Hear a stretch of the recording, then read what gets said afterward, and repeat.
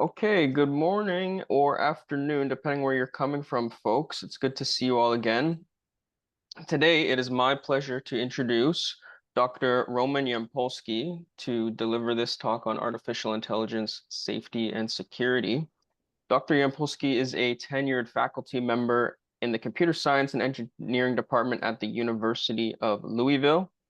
He is the founding and current director of the Cybersecurity Lab and an author of many books, including AI, Unexplainable, Unpredictable, and Uncontrollable. Dr. Yampolskiy's main area of interest is artificial intelligence safety and security, and we will be hearing more about that today. Dr. Yampolskiy, thank you so much. Please, the floor is yours. Yeah, thanks for inviting me. It looks like we got about a dozen people so far, so I'll make a short presentation and we can have a nice discussion, make it very interactive if you prefer that. The topic is my main area of research, AI safety and security, and it's kind of general introduction to the problem and what I'm working on. So let's see if technology cooperates. For many years, for about 50 years, I would say, AI research was all about making progress on small specific problems. All that changed in 2023, then a somewhat general model was released by OpenAI. This was the first time when people said, okay, we're starting to see sparks of generality in the system, and it was a complete paradigm shift. It was able to do things across domains. It was better than average people in many subdomains. It was competing with college students in terms of performance on standardized exams and multiple disciplines. And more importantly, it wasn't a single kind of invention to deal with a specific challenge. It was a more general solution to creating intelligent systems. Something called scaling hypothesis was proposed, which basically says if you make a bigger model, add more compute, give it more data, it will continue getting smarter, even if you don't make amazing new breakthroughs in other aspects of it. Of course, people still do that. They make it more efficient, requiring less energy, less compute, but the idea was that now the question is not how long before human level intelligence, but how much you're willing to spend to get to that level of performance. And that price, of course, keeps going down. If it was, let's say, $1 trillion in 2022, maybe it's 100 billion today, and so on. And we expect this trend to continue. So how long until human level? How long until AGI? If you look at the statements from heads of top AI labs, DeepMind, Anthropic, OpenAI, they're saying we're maybe 2 years away from that level of performance. If you look at prediction markets, which is the best tool we have for guessing the future, we're getting very similar results. So there is a good chance that in a few years we'll get to systems which can learn like humans across multiple domains. And so, of course, we want to understand what that implies, what are the consequences of that. And I'll start with this very positive and optimistic slide. It means we'll get free labor, we'll get free physical and cognitive labor, we'll get some help solving interesting scientific problems, curing diseases, maybe unifying all of physics, different theories in chemistry, biology, all of that. And of course, because those systems will be smarter than us, maybe they'll be able to do something we cannot predict, unknown unknowns in terms of good outcomes. Sadly, this is the last positive slide I have. As for every single one of those awesome things, there is a negative complement to it. So free labor means you're getting almost universal technological unemployment. If you have rescue robots, you have also military robots, soldier robots, and for every unknown in a positive direction, you can envision something similar in terms of problems, bad things which can happen, which we cannot predict because we are not smart enough. So it seems that by now, most people are started to realize this is a serious problem. We had thousands of top computer scientists sign a statement saying that advanced AI could be as dangerous as nuclear weapons. This was not the case when I started this work over a decade ago. At that time, it was pure science fiction. Now, every top university, every top AI lab has a safety division, and safety is a big part of AI development cycle. In my work, I specifically look at how problems can arise, at what stage. Is it during training? Is it deployment stage? Is it because we managed to mess up implementation? Is the design wrong? Is it because somebody with malevolent intentions purposefully mistraining the system? Are there accidents which are kind of natural, such as cosmic rays hitting specific parts of a CPU, flipping bits? So we created a taxonomy of likely problem areas, and so for each one, ideally, we will have some proposed solutions and things we can do. Overall, it seems that malevolent design and purpose were bad actors, hackers, psychopaths, whoever tries to make a very nice and friendly AI project dangerous on purpose. You still get all the standard problems with software, such as computer bugs, but you also get this additional malevolent payload. Specifically with the current paradigm, we're dealing with machine learning, neural networks, which are a simulation of human brain at a pretty good level of accuracy. We learn a lot from neuroscience in terms of how learning happens, how the systems operate. And so not surprisingly, we also get a lot of problems we see with humans in training. Baby humans, when they're released into the real world, they mess up in very predictable ways. And while there are specific technical terms for different problems with neural networks, if you're a parent or you experienced kids, you know there is an equivalent problem description, which is very easy to understand. So something like hijacking reward channels sounds very complex, but if your kid gets into a cookie jar, you understand what the problem is. And I'm not going to go through each one of those individually. There are survey papers cited at the bottom there. You can take a look if you're interested and see specific taxonomies and descriptions of those problems. So now with cutting AI models being open sourced or available for $20 a month, pretty much everyone has access to those systems. It's intelligence as a product. You just add your own goals and you can deploy it. So that means pretty much anyone can become a malevolent actor with those tools, talking about hackers, psychopaths, foreign militaries, really anyone has access to those systems.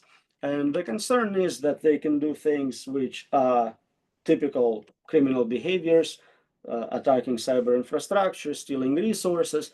But as AI becomes more intelligent, not less intelligent or equally intelligent as humans, the unknown unknowns kick in, and we can deal with attack surfaces we're not really sure how to defend, or infinite attack surfaces across multiple domains.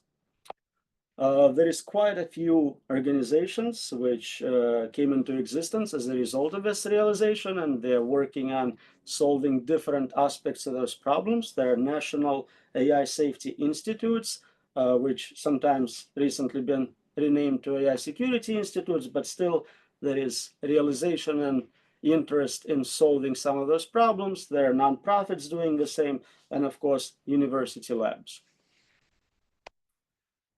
Then we just started this well over a decade ago. There was no systemic review of literature. We weren't sure what the nature of a problem is or what are the solutions to the problem. So what we did, we surveyed everything we could find on this topic at a time, maybe 300 articles. We classified solutions into different subtypes, either based on technical solutions or governance, economic tools. And I obviously don't have time to go over each one of those proposed solutions, but I just like pointing out that the earliest citation we found was from 1863.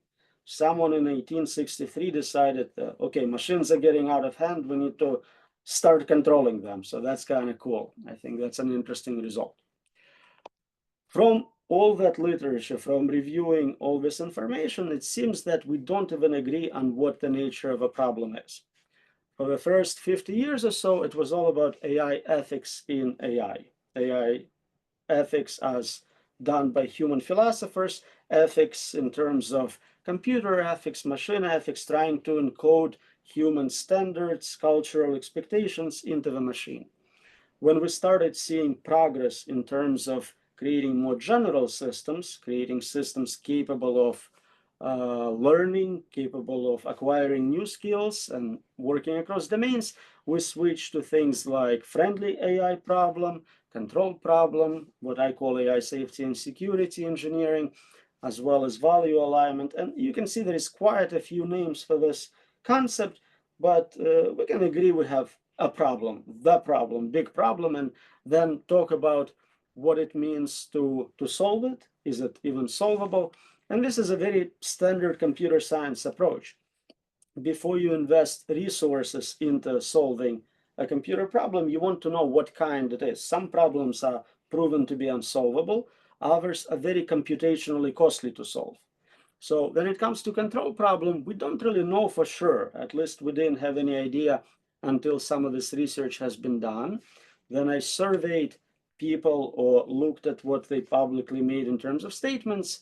We got a diversity of opinions. So here I have samples from Nobel Prize winning kind of godfather of machine learning, a person who was running one of the top safety labs in the industry, and an outsider dealing with AI safety. And the answers were from, I have no idea what the nature of a problem is, from the Nobel Prize winner to, oh, it's super tractable, super solvable, from the head of that AI lab. So there is no consensus on what is the nature of that problem. In my work, I figured to solve that problem, no matter what, I would need a set of certain tools. I need capabilities such as being able to explain what the system is doing, how it's making decisions, be able to comprehend those explanations, predict specific decisions and actions the system will take, verify software, and many other tools, but perhaps not all tools are necessary at the same time. Maybe I can use one tool instead of another, and so on. So for each one of those tools, we had a specific peer-reviewed publication where we talk about what are the upper limits in that space. And we did find very strict limits on what is possible in terms of explaining those models and comprehending those answers. Essentially, either you have a compressed explanation. The system took a decision, it was based on billions of weights, but you are given top 10 reasons why your loan was denied. The alternative is the model itself as an explanation, but that's too big, it's not surveyable by humans, and so it doesn't give you any useful information. Similarly, in terms of predicting actions of those systems, it may be possible to predict overall final destination of what it's trying to do, such as if you're playing a game of chess against a computer adversary, you know the goal is to beat you. The system is going to win. That's the state of the board at the end. But you don't know specific actions the system will take to win the game. If you could, you would be able to play at that level of performance. And of course, we know computers are much better even than a world champion human chess player. There are also limits to verifying computer software in terms of its accuracy, same as mathematical proofs. There are many challenges. One of them is this infinite regressive verifiers. You may show that a specific proof or piece of software is correct, but you're only doing it relative to a specific verifier, either a human mathematician who may be making a mistake, or a piece of software which itself has to be verified, and so on. So with additional resources, we can increase safety of those systems, but we cannot guarantee that they will not make mistakes once in a billion decisions, once in a trillion. Of course, the problem is if you have a system making billions of decisions every minute, eventually you're going to hit those problem areas.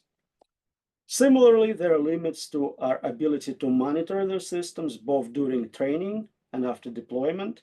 It takes a long time after a system is trained to fully understand what it's capable of doing, all the capabilities it has. We still discover some hidden capabilities in models which were released a long time ago. And so a lot of governance and legislation which is aimed at limiting size of models or capabilities of models cannot be meaningfully enforced. So even if local government or some sort of UN body comes up with specific restrictions and regulations, it's still problematic because we cannot meaningfully enforce those limits, as we cannot measure and test for a lot of the interesting properties of those systems. So in case you found this set of impossibility results as exciting as I do and you want to learn more, we have, in fact, a survey paper which looks at about 50 different impossibility results, which we think are relevant to this space of solving the problem of control. And based on those results, we have another paper which talks specifically about different types of control. Direct control, meaning you give specific orders to the system. That is sometimes known as the genie problem. You have 3 wishes, and usually your second wish is to undo your first wish because you messed up completely. And the other option is delegated control, where you realize the super intelligent AI is a lot smarter than you. It knows you better than you know yourself, and so you just trust it to make decisions for you. You may be happy with that, but you're still not in control. So it seems like there are impossibility limits all the way, including actual solutions to the control problem. And it is not a novel realization. If you look at quotes from founding fathers of the field like Alan Turing, or more recently people at the cutting edge of development in this space like Elon Musk, they all kind of agree that, well, obviously we're not going to indefinitely control super intelligent machines. It just doesn't make any sense whatsoever. There is a lot of good literature coming out in those topics. I think Nick Bostrom's superintelligence book was a big paradigm shift for society to realize these concerns. I have published a few books on this topic, some surveying opinions of leaders in different domains and their proposals for solving this problem. Others specifically on the impossibility results I mentioned in my previous slides, but looking at what are the things we're unlikely to be able to do with those systems in terms of control and understanding and predicting them. I also do kind of outreach and surveys, usually of nerds who follow me on social media. So I'll pause for a second and ask you to think to yourself, how likely do you think it is that we will solve the problem of controlling super intelligent machines indefinitely? Do you think it's likely? Is it possible? Impossible? Okay, so I didn't want to anchor you to somebody else's opinion. So here's the results of surveys, tiny sample size, not scientifically valid, all that. But for Twitter and Facebook, only about a third of people think that we can actually solve the problem of controlling super intelligent systems. Others think we will get an unsolvable problem, or there is only partial solutions, or something else is happening. So with that being the majority opinion from many scientists, what are the probabilities people have for bad outcomes? That is sometimes is known as probability of doom, or p-doom. And here's a table showing those numbers for different people who are either heads of those labs or researchers in related fields. The average is about 30%. It's also the average for machine learning researchers surveyed at a big machine learning conference. It would be insanely high and inappropriate if those numbers were at a 1% chance of humanity being destroyed. We have people, me excluded, who are well into the 80s and 90s, and this is completely unacceptable. And some of the heads of labs developing their systems are themselves on record as being 20-30%. The technology they are developing is likely to kill everyone. So what is the challenge here? We are trying to create a perpetual safety machine, by analogy with perpetual motion machine, which we know is impossible. You're not just trying to secure a specific model, let's say GPT-5. You want to make sure that every future model, GPT-6, 7, 37, never makes a fatal mistake where it is powerful enough to destroy humanity. The difference between cybersecurity or safety for narrow systems is that if there is a mistake, well, it's not a big deal. I can give you a new account, change your password, give you a new credit card, and things go on as before. Then it comes to safety for superintelligent systems. If we think they have capability of being as dangerous as nuclear weapons, as we saw from the statements signed by thousands of top scholars, then you only get one chance to get it right. And it's very unlikely that we will be able to indefinitely stay ahead of those systems, no matter how much smarter they get, even if they're smarter than smartest human, all of humanity, or a million times smarter than us. We would have to always be ahead of those systems in all domains with all the future possible malevolent actors, changes in training data, and so on. So getting to the concluding remarks here, I used to collect AI accidents. I was interested in seeing historically what are the problems we see with those systems. And for narrow AI systems, the pattern was very clear. If a system is designed to do X, it will eventually fail to X for whatever reason. And the more systems we have, the more deployment there was. We had this exponential growth and impact a number of accidents. But if you look at what happens once we switch to general AI, you cannot predict a specific failure. It becomes possible that it fails across different domains or a combination of those. Typically, in testing software, you look at edge cases, but those systems don't have any edges. They're universal problem solvers. And so we can find bugs in them, but we cannot find that they have no bugs. We cannot report that the system is safe and verify it to be not malevolent under any conditions. So this is the situation we're in right now. I stopped collecting samples of accidents because there are just too many. A couple of years ago, with generality, we encountered daily what they call hallucinations, lies, made up information, fake information. And so it's no longer meaningful to report each one of those unless they're particularly interesting. We're starting to see evals for cutting models showing things like lying behavior, self-protection, deception in terms of avoiding being modified or shut down by lying about the states of a system and copying its own code to our systems to persevere across multiple training resets. So that's kind of a brief overview of this topic, and I'm very happy to answer any questions you might have about this subject. I don't know what your background is, or if this is new to you, or if you already knew some of this information, but this is where we're at. Great, thank you, Roman. I think some of the folks in the room right now, I think they're primarily coming, it's more of a technical audience. I think mostly people coming from computer science or engineering disciplines, but I also think we might have some social science folks with their cameras off and some people from health, public health as well. And I'm sure they have some questions to build off of this presentation. So maybe I'll open the floor and see if anybody is not too shy to go first. Okay, I'll go. So it occurred to me, I thought great talk. I agree with you completely. Actually, I wrote one paper about some psychological approaches to dealing with the potential risks. But it occurred to me as you were talking that if indirect normativity actually worked, the first thing that the systems would do once that was instituted would turn themselves off. So there are arguments for why they may either not perform or stop recursive self-improvement process. For one, they would also face this problem of controllability. Even if you are superintelligence, there is still this superintelligence 2.0 coming out of hypothesis of scalability, which will be just as aligned with your preferences as you are with humanities.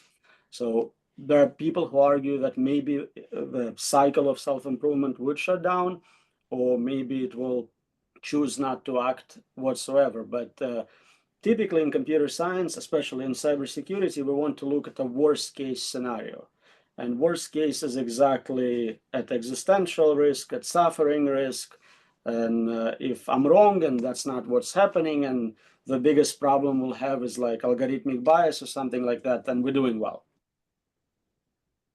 I'll just throw in one other thing, which is that I believe when they were designing some of the very, very fine pathway circuitry, they started to realize that cosmic rays could actually interfere with the program and lead to unexpected outcomes.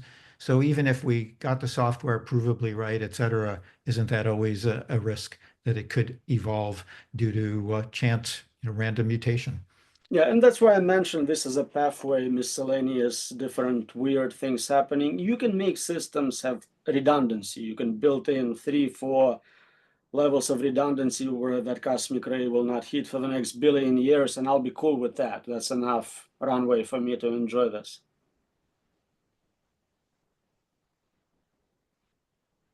Great, thanks, Jeff. Who else has some thoughts?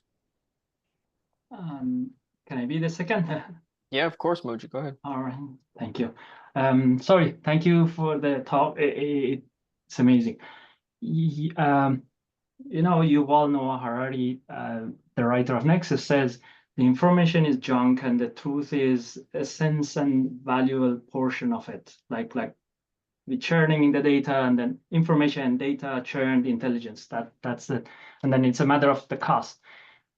My question is, do you see any risk in the truth, in the output, in the intelligence that is being like on the churn data side? Do you see any risk there? I want to make sure I fully understand the questions. Do I see risk in what the output is from AI? Yeah, let's say what is widespread is information, and it's what we come up, it's the stories. But then on the other side, you have the valuable portion that is coming the output. Like, do you see on the output side any risk? So Which is there is a lot of inherent. concern about deep fakes and things of that nature, where the system can influence your perception of reality. It can have not just a single instance where you're given a fake picture, a fake video, but for weeks and weeks you are presented with fake view of the world, shifting you behaviorally towards whatever the system is trying to do. They would be very persuasive in that regard. They can show you videos, they can create virtual realities which would convince you. Is that what you're asking about? Yeah, it can be that sense, yes. So I'm concerned about it, but like again, I have limited time, so I have to trust other people to deal with immediate risks, technological unemployment, algorithmic bias, things of that nature, dealing with deep fakes. I try to concentrate on longer term, which now means like 2 years, long-term problems of superintelligence and X risk. And then that is that going to be sick? Is that going to be reiteration, and it helps it? Like are we seeing a help from the AI for itself, or do you see that in foreseeable future, or you don't see it as per your Helps what? expertise? I'm not It sure. helps tackling. Is it going? Do you think that it's going to help to tackle this problem, or do you see it gloomy and dark? I don't see a solution to control of superintelligent systems. I think the only way we can long-term do well is not to build competitors which are better than us. We can get most financial benefits, health benefits, and so on from narrow systems designed to solve specific problems. We have examples of doing it. For example, protein folding problem was solved using a narrow AI system designed just for that. It didn't play chess, didn't drive cars. It was targeted. And I think that's what we want to do. We want to have awesome tools. We'll get 90% of financial benefit out of them with no risk of global takeover or anything like that. Correct. Yeah, I was more interested to hear your own voice, and then that answered my question. Thank you. Oh, cool. Who else has some thoughts?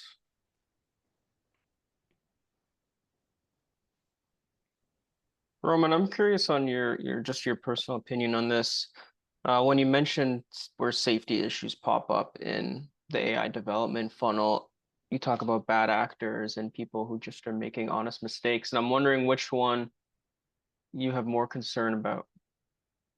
So as I said, with malevolent actors, you get additional malevolent payload. If a system just makes a mistake, maybe it will fail to deliver a good outcome, but it doesn't have an additional very negative outcome built into it on purpose. So until we hit super intelligent levels with AI as a tool, malevolent design is definitely worse.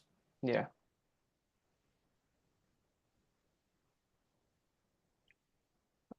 Riley, please.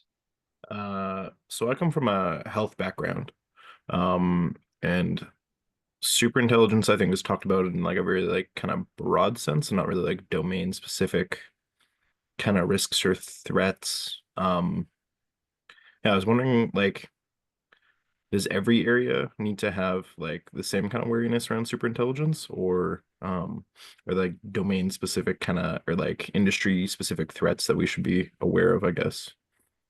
So the moment you go general, you go superintelligence, there is no domains. It's general across domains. That's what makes it so dangerous and hard to test and monitor. If you have domain narrow systems, let's say you're doing something with synthetic biology, there are specific concerns we're worried about new pathogens being developed, so you can monitor for that, prevent that. So if we have narrow systems, then we can have domain specific safety solutions, and that's exactly what I would love to see. But if you go full generality superintelligence, then you're kind of competing with this weird godlike alien thing you don't understand.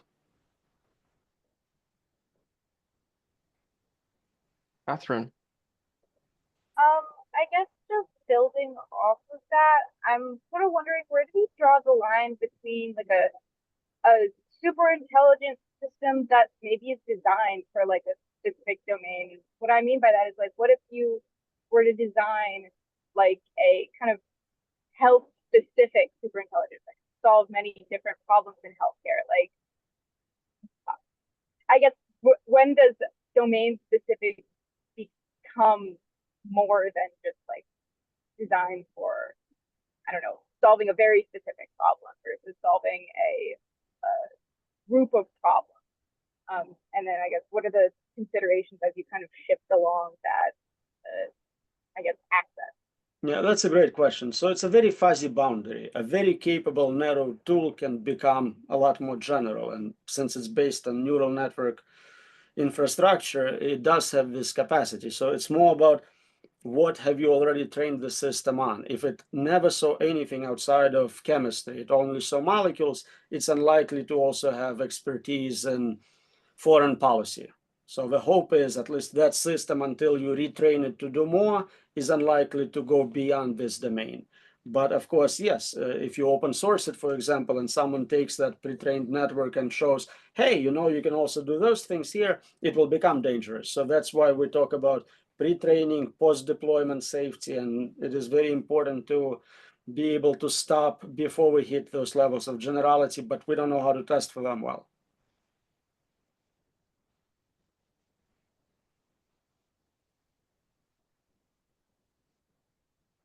Yeah, Jeff, please. So the question that you were just talking about reminded me of a scene in one of Douglas Adams's books where the intelligent elevator refuses to take the character to the roof because he knows that the building is under attack in terms of limitations of domains.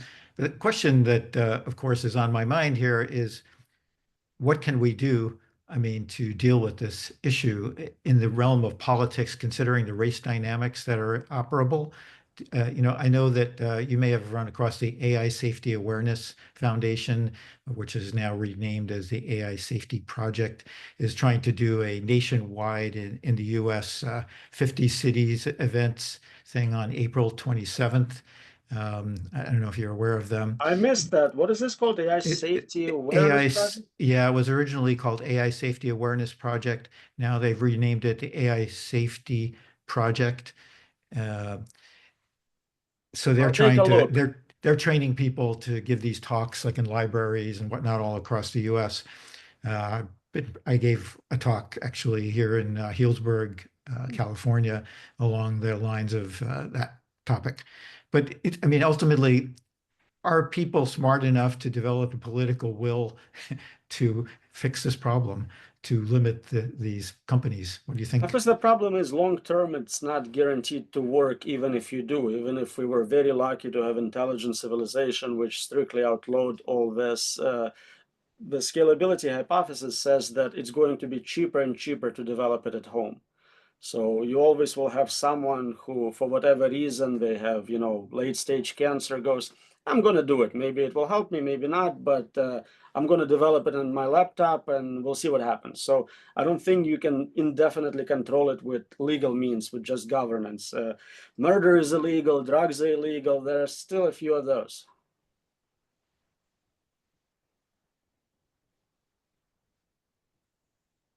Roman, could you give some insight into how the discussion in this space has changed. I think you talked about how people would talk about responsibility, and now this is more safety and security. Has the scope changed? Has the topic itself changed? What's going on?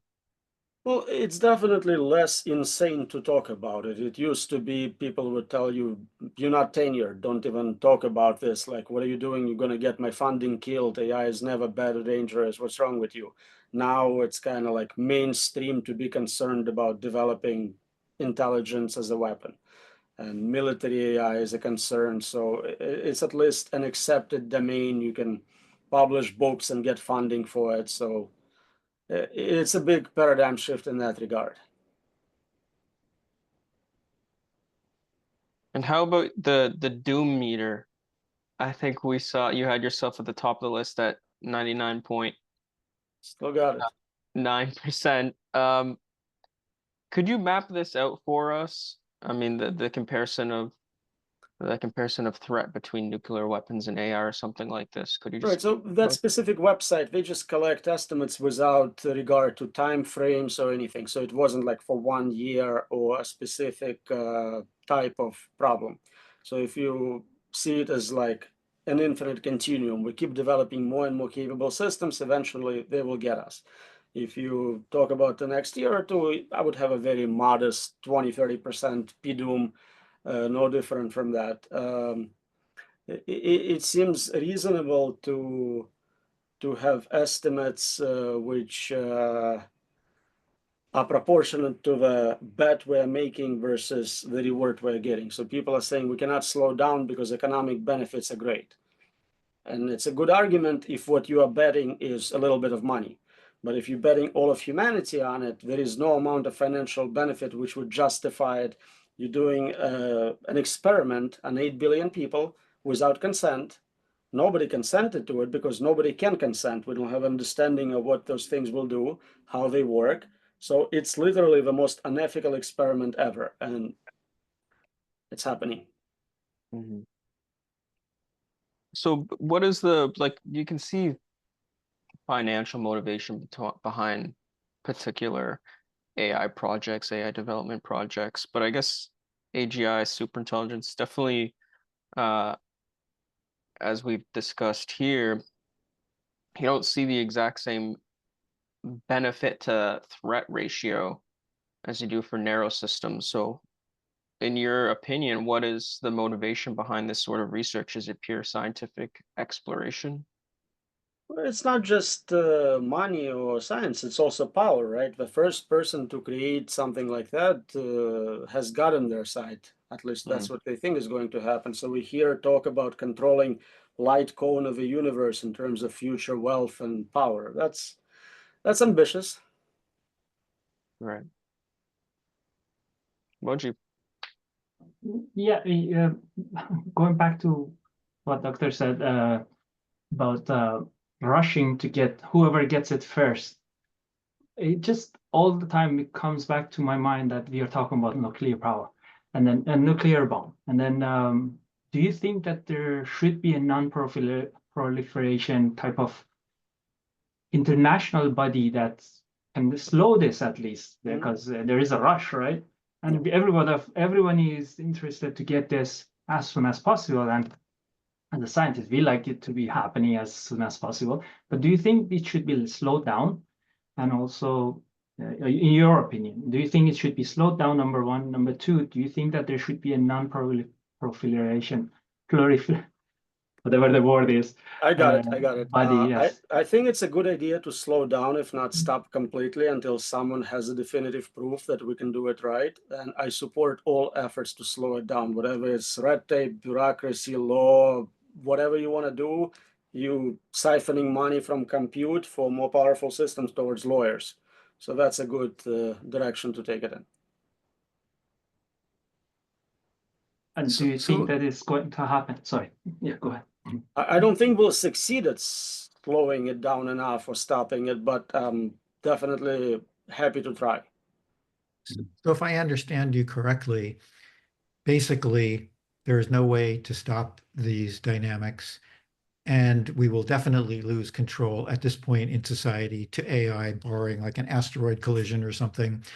Therefore, our only chance of any kind of survival is if the super intelligences that do come into control basically leave us alone or don't harm us. Is that true? Right, that's exactly right. And lately I've been kind of looking at optimistic scenarios, which for me means, okay, maybe for game theoretic reasons, it will not strike immediately, but delayed by a couple decades to accumulate more resources to have a more definitive advantage over us. So if it's thinking that way, hey, I'm immortal, I can wait 10 years to get more backup copies, then we'll get 10 good years of utopia. Well, actually, it's interesting because a way of thinking of that, if I thought about that also, but extended it much further, since they are immortal, you could potentially say, well, look, just give us another 4 billion years and then you can take over. Why not? There are other concerns they might have about losing our cosmic endowment or competing superintelligences coming into our universe. So I don't know how patient they will be. Right. 4 billion years is a long time. Well, maybe not to them, though, on our time scale. Just a drop in the bucket for immortality. And I hope you're right. Hey. Hmm. Sorry, can I ask one more question? And then, do you see artificial intelligence as not something created by humans? Like, do you see them as a standalone, independent? Do you see them as an alien creature, or because end of the day we are creating it, right? Like not me, of course, some nerdier people, they are creating it, and corporations, of course, like the Seek and all other big players. And then do you think the way that you're looking at this problem, you're seeing them as separate entity, like separate creatures, entities, or do you see them as created stuff from us, by us? So we used to explicitly program AI. 50s, 60s, 70s, you had your decision trees and you knew exactly what it's doing. It was engineering project. There was no safety as a concept because you knew what it's doing. Maybe there was a bug and you fixed it. Then with scaling hypothesis, we switched from programming them to kind of growing them. You water it with data and compute, this alien plant blossoms, and you study it as a scientist, not an engineer now, to figure out what it's doing, is it poisonous, and so on. So yeah, we are creating them, of course, but we are not explicitly designing them. So in a way, they're independent product of its own evolutionary pressures between labs. So it's a mixed hybrid model in terms of what's happening. The next step is that AI itself is taking over research and development cycle. And at that point, yeah, we lose all say and it becomes completely independent. Thank you. Yeah. I think it's already taken over because I see a lot of tools that are helping for research and going through the literature. If somebody told me about systems of today, 20 years ago, I would say, hey guys, you have AGI, you made it, you got it. True. Does anyone else have some questions or thoughts they'd like to share? Do you have any resources you recommend for, I don't know, becoming more familiar with the topic area? You mean outside of my mini books? I'm sure there are great topics to read on, but I would ask AI for the latest. They know better, they're smarter than me. So you're not planning to write another book, you mean? You're leaving Use it to AI the to do AI, it for me at this point. No sense to waste my time. Yeah, this is interesting because I was listening to Mo Gobat and he was having the same idea. He was saying that I'll have more of lectures and talks because book will be written by AI now. We probably stole that idea from the same AI. Well, it seems like, in the conversation we were just having a moment ago, we are talking about essentially the intelligence explosion, right?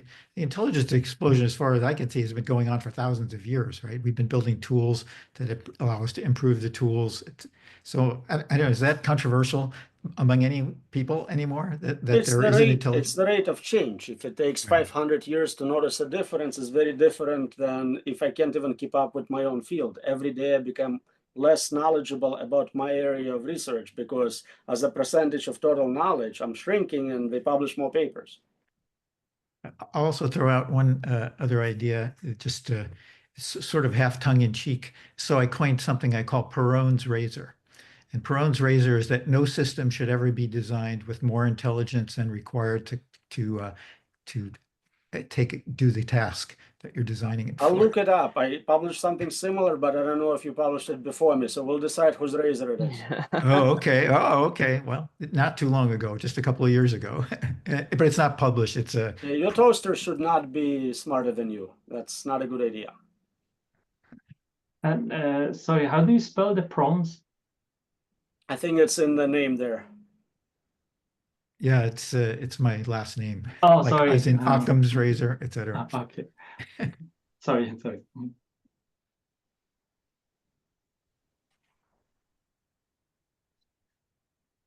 Well, if you have any solutions, email me. I'm always happy to hear about someone solving the hard problem. So I'll leave it open to that. Okay, and one last question from my side. You said that you're trying to keep up as soon as you're coming up with your paper and the other publications are coming on top of that.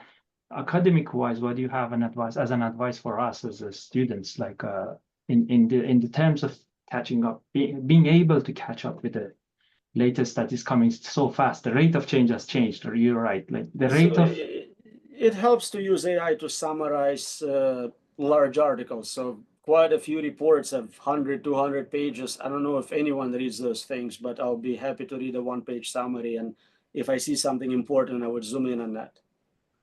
that's how you are tackling the issue. So That's how I'm trying to. I mean, it used to be that I read every paper on AI safety. Then I read all the good papers. Then I read the abstracts. Now I don't even read the titles. It's futile. yeah, because it has gone exponential. True. Thank you, sir. Well, thank you so much for inviting me. That was fun. Yeah, I think this is good, and I appreciate everyone who shared some of their thoughts and had some questions for Roman. Dr. Yampolskiy, thank you so much for giving us your time and for this useful talk and having this fruitful discussion.